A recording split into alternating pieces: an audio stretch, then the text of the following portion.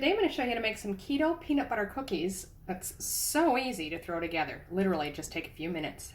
Okay, so you're going to need 1 cup of peanut butter that's an unsweetened or natural peanut butter, 2 tablespoons of erythritol or your sweetener of choice. This is a blend of erythritol and stevia, 1 teaspoon of cocoa powder, some salt to taste, and 1 large egg. You're also going to need a cookie sheet that's been lined with parchment or baking paper, and preheat your oven to 300 Fahrenheit or about 150 Celsius. So you're going to want a medium to large size bowl and crack the egg in there to start with. To that we'll add the peanut butter. So again, that's a cup. Here's half of that. And that's 2. So 1 cup all up. And then add your sweetener as well. Now you can use a whisk if you like. I just think it's going to be pretty thick, so I'm just going to go ahead and use my spoon to mix those together.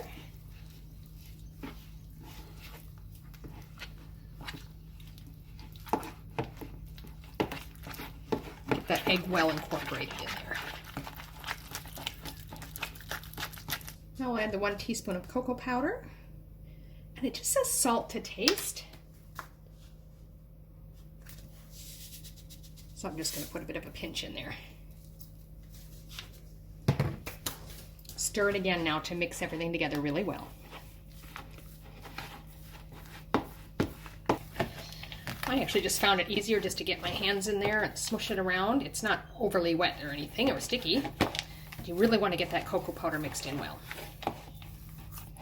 Okay, so what I found easiest is I just split the actual dough in half, and I took the first half and I've just rolled it out into sort of a long log shape. So I'm just going to go like that, back and forth a bit.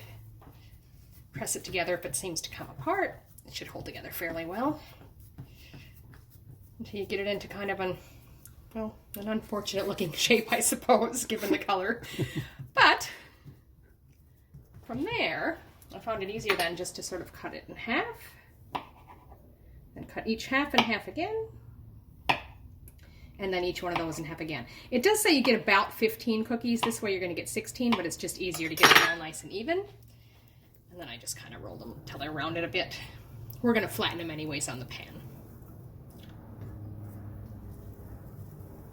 I'm just going to set those evenly out on the pan.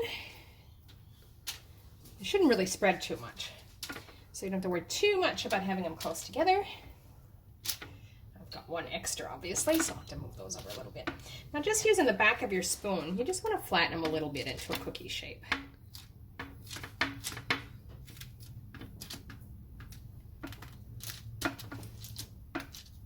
If you do find they crumble apart at all, 1 or 2 of them did, just squish them right back together. They'll hold fine.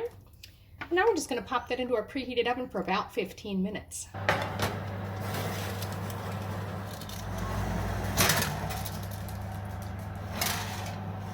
They don't seem to be browning at all, and I did give them an extra few minutes, but I think I'm going to go ahead and pull them out. So I'm going to leave those sit for a few minutes. They're really hot. The recipe does say to serve them warm, but if you try to pick them up when they're too hot, I think they'll just fall apart. So I'm going to give them just a few minutes. So there you have it, keto peanut butter cookies. They're very tasty. They've got a nice texture and everything. They're maybe slightly dry or crumbly just a little bit. That could also be because I left them in for an extra few minutes because they didn't brown as expected, but I make these again. They're very good. Hope you enjoy it.